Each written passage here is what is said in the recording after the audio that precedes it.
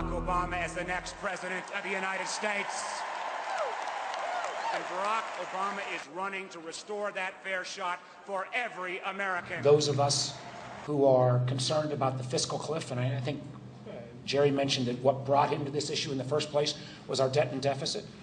You know, there are a wide group of us who believe we've got to reform our tax code and reform our entitlement system.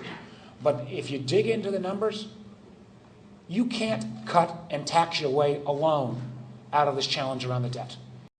Might want to take a look at all of these U.S. companies fleeing higher taxes over here. Welcome, everybody. I'm Neil Cavuto, and add medical device maker Medtronic to the long list of American firms now thumbing their noses at Uncle Sam. And somehow Democratic Michigan Senator Carl Levin is shocked. Shocked, he says, that this is happening.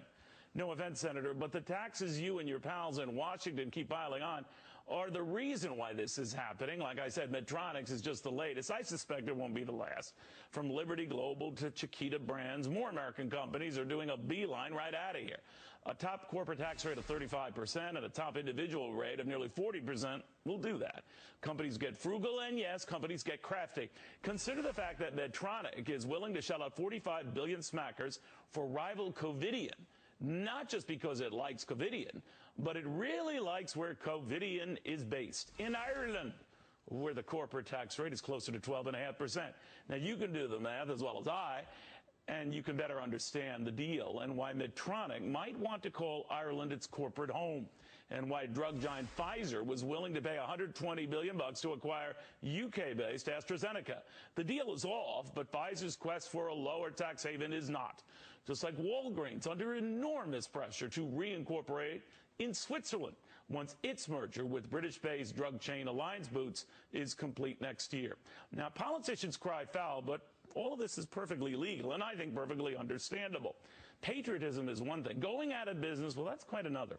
And between higher taxes and regulations and now a costly health care law that is getting costlier by the day, is it any wonder more American companies are leaving every day? I just find it ironic that politicians who have an uncanny knack for self-survival would dare criticize a company with the same instinct. Doubly ironic that the best our politicians can do is bitch at companies for not staying, while politicians abroad are enticing those companies because they smartly figure those American firms are worth having. Those are my thoughts.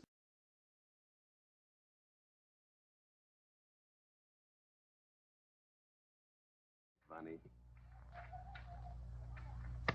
Good night, Governor.